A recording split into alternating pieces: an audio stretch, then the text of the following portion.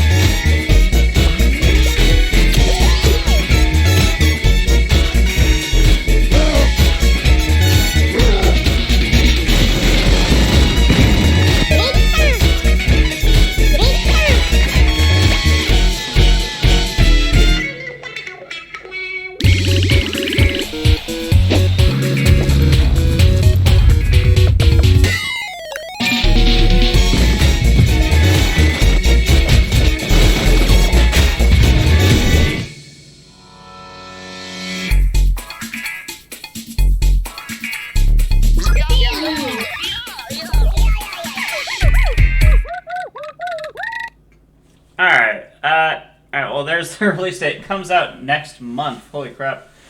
I'm gonna explain now why this both excites me and concerns me. That is, we've seen games like this before where they're, aimed at, anyone can be a game developer, pretty much. You have very basic coding kind of stuff in there. I mean, we saw in there it's pretty simple drag and drop. It looks like it's probably going to utilize the touchscreen a lot.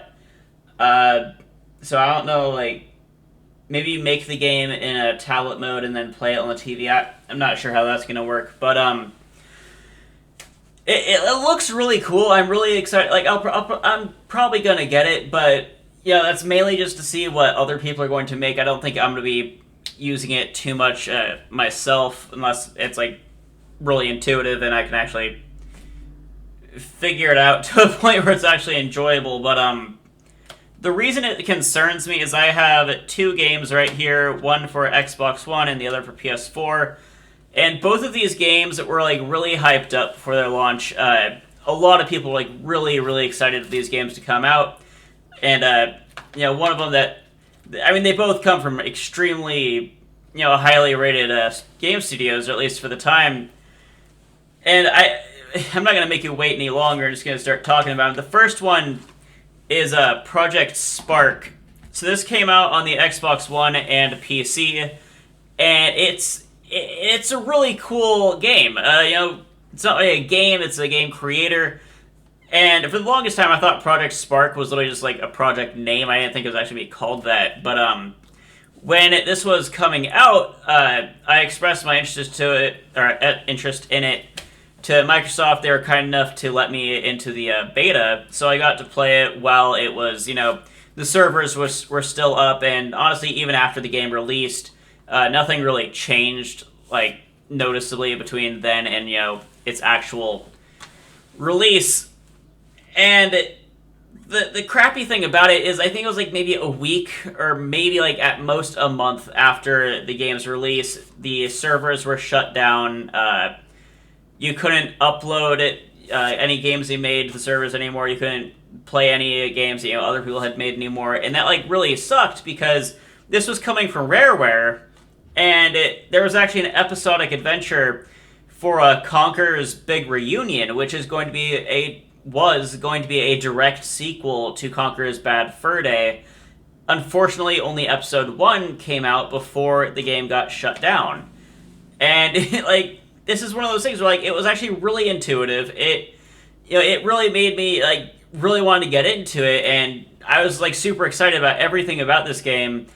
And you could buy packs to like add extra characters in there, different weapons, different environments, and it was super easy. Like, it was a 3D world. You would pretty much just shape the map to however you wanted it to be, and it was really, really cool. You had all your characters. You can create really any kind of game that you wanted, even like a 2D side scroller, which, from what I've heard, is pretty difficult to do on this next game.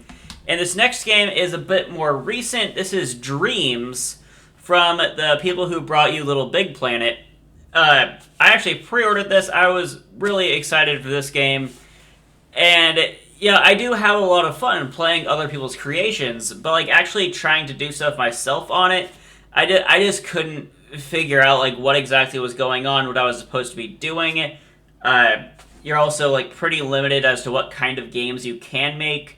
I've seen a lot of people make first-person shooters. I've seen people make, adventure games. I've seen people make a couple side-scrollers that, weren't too great, but, you could definitely tell what the game is supposed to be and why side-scrollers aren't the best option for this kind of thing. But, this is, like, another one of those game design tools, and in it, you can actually, create all of your own characters, all of your own environments, just using shapes alone. That was a really cool aspect, I thought. But, in practice, I didn't enjoy it as much as I thought I would, at least, like, the creation part, whereas this is just phenomenal. It was super intuitive. You could just pick it up right away. You didn't even need an explanation. You kind of just knew what you were doing. Like, it's so great. However, this is more of a showcase of what you can do in Dreams and less so it being a thing. And as soon as this came out, like, no one was talking about it. People just stopped talking about it immediately, and it's been out for a little bit now. And, there's a lot of, like, pretty cool things in the Dream servers that you can download and, well, not already download, but you can play. Some of my favorites are actually the Halo-themed ones. People have made some pretty cool little maps. And there's actually, like, you can make movies in this, too, which is really cool. But, like, these both suffer from the fact that, like, they're game creation tools. They're not so much games as they are tools, and when it comes to stuff like this, when it comes to player-generated content, if a company can't keep that up, if a company can't, like, support those games fully, like, this game just was gone. I mean, you can still play it. You can go pick this up at GameStop for like $5, and you can still like have fun making stuff in it. But like, you're not going to get the full experience of like what it was supposed to be. And that's kind of what I'm afraid this game is going to turn into. I mean, I have full like I believe in Nintendo. Like, I know that anything they put out is going to be gold, except for Breath of the Wild. But that's just my own opinion. I don't know.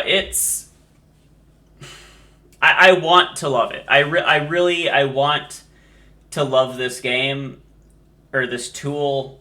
I want to be able to like actually use it to a point where like I'm actually like really enjoying myself, similar to games like Mario Maker, and that's kind of like what it looks like. It kind of looks like an asset drag and drop sort of Mario Maker type thing.